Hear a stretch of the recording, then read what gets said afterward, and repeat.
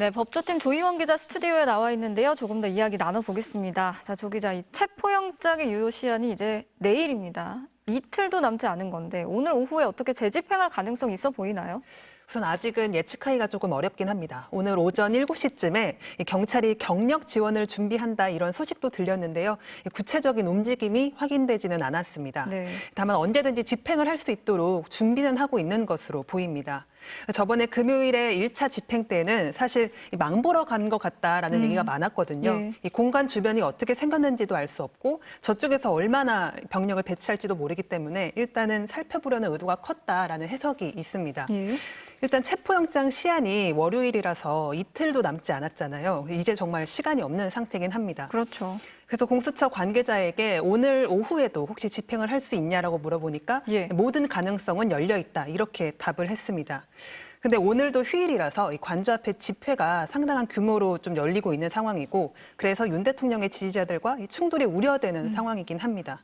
게다가 또 눈도 많이 내리고 있어서 네. 이 부분도 변수가 되고 있는데요. 그리고 내일은 마지막 날이라서 좀 부담이 클 수밖에 없잖아요. 그래서 오늘도 하고 내일도 하는 모습을 보여줘야 예. 공수처의 이 체포 의지를 보여줄 수 있다라는 의견이 나오고 있습니다. 또 휴일에는 공수처 건물을 다 비운 상태이고 교통 여건도 좋아가지고 예. 여러 가지를 좀 고심하고 있는 상황인 것 같습니다. 예, 지금 정확히 말하면 이제 오늘도 오전 시간이 다 지났기 때문에 오늘 오후 아니면 내일 이렇게 밖에 맞습니다. 남지 않은 상황이거든요. 그 지난 금요일 첫 집행 때 5시간 반 만에 중단이 됐습니다. 경호처가 협조를 하지 않으면서 이제 수사팀이 후퇴를 할 수밖에 없었는데 재집행 때도 그렇게 될 가능성 배제할 수 없지 않습니까? 맞습니다. 경호처는 오히려 관저를 더 강하게 봉쇄를 하고 있습니다. 이 관저 부근에 어제 원형의 철조망을 설치하는 모습도 취재진의 카메라에 포착이 됐는데요. 네. 1차 때는 3중의 방어선을 구축했잖아요. 그렇죠. 공관 정문에 1차로 구축하고 경내 2차로 하고 관저 건물 200m 앞에 3차를 구축했습니다. 그래서 공조수사팀이 8시 2분에 정문에 도착을 했는데 1차 방어선을 돌파하는 데만 50분이 걸렸습니다. 예. 그리고 여기서 한 150m 정도 올라가서 설치된 2차 방어선에는 그때 경호처가 소형 버스와 수방사의 이 군사경찰단의 기갑수색 차량까지 동원해서 구축을 해놨거든요. 여기를 돌파하는데 40분이 걸렸습니다. 예. 그리고 3차인 관저 정문 200m 앞에 10시쯤 도착을 했는데 여기에도 차량 10대를 진입로를 막아서 배치를 해놨고 경호처 직원과 군인 200여 명을 동원해서 이 팔짱을 끼고 이 인간 벽을 만들어놔서 갈 수가 없었습니다. 예. 이 현장에 투입됐던 한 체포조 관계자의 이야기를 들어봤는데요. 이 사람이 너무 많아서 압사할 것만 같았다 이렇게 전했습니다. 그 정도로요. 네, 그리고 예. 일부는 개인 화기까지 갖고 있었다고 공수처는 전했는데요. 수사팀은 100명뿐이라서 수적 열세에 밀릴 수밖에 없었다고 했습니다.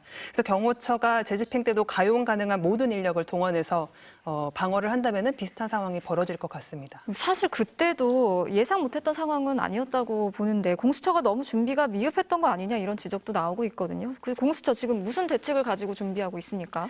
맞습니다. 그래서 공수처도 일단 첫 집행을 하고 돌아와서 회의를 했는데 다음 집행 때는 조금 더 강경 대응해야 한다라는 의견이 많이 나왔던 것으로 전해지고 있습니다. 네.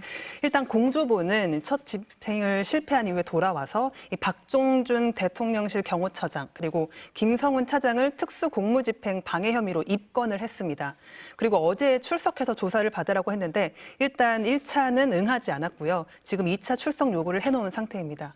공수처는 또 어제 오후에 이 최상목 대통령 권한대행에게 체포영장 집행에 협조해달라는 공문을 보냈습니다. 예. 경호처 지휘감독권이 최 대행에게 있기 때문인데요. 그런데 이 최 대행은 지난 1차 집행 전에도 공문을 받았지만 협조를 하지 않았고요. 예. 회신도 아직은 하지 않은 상태입니다.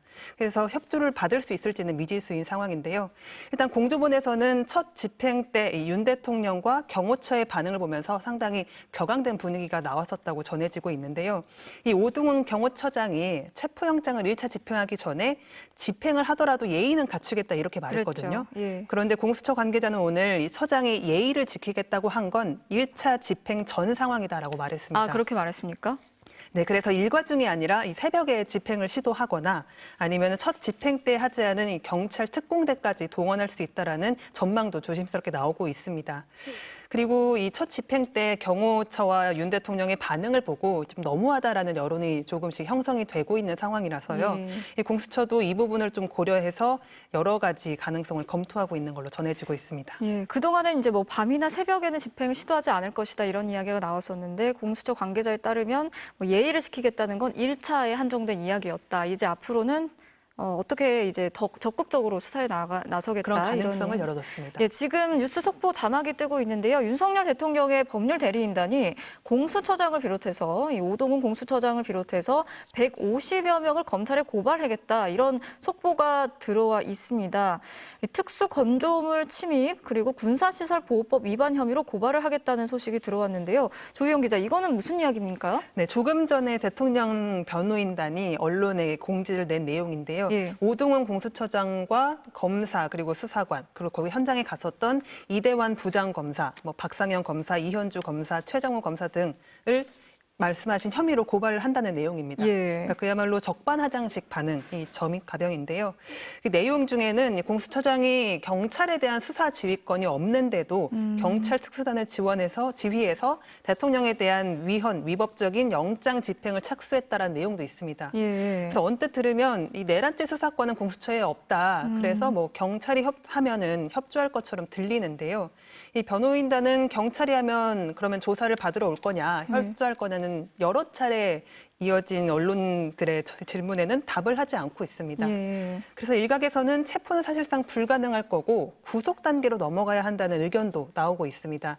윤 대통령 측이 구속영장 심사에는 협조할 수 있다라는 그런 분석인데요. 이 내용 이유는 영장 심사 같은 경우에는 법원이 직접 피의자의 혐의의 중대성이나 도주나 증거인멸 우려 등을 따져서 판단하기 때문에 윤 대통령 측이 법원의 요청까지도 피하기는 힘들 거라는 그런 분석입니다. 예. 그래서 오늘 아침에 이 윤곽근 변호사, 윤석열 대통령의 변호인에게 구속영장 심사가 진행이 되면 협조할 거냐고 물어보니까 예. 적법하고 정당한 영장이 전제되어야 한다라고만 말했습니다. 그러면 예. 근데 앞서 체포영장 역시 적법하게 법원에서 발부받은 거 아닙니까? 맞습니다. 그래서 어떻게 해야 적법한 영장이냐라고 물었는데요. 설명을 하지 않았습니다. 그래서 공수처의 내란죄 문제는 말씀하신 것처럼 법원에서 이미 영장을 발부하면서 조건을 달았잖아요. 형사소송법의 조항을 명시하면서 예외라서 공수처 내란죄는 수사 가능한 범위다라는 네. 걸로 많은 법조인들이 해석을 했습니다.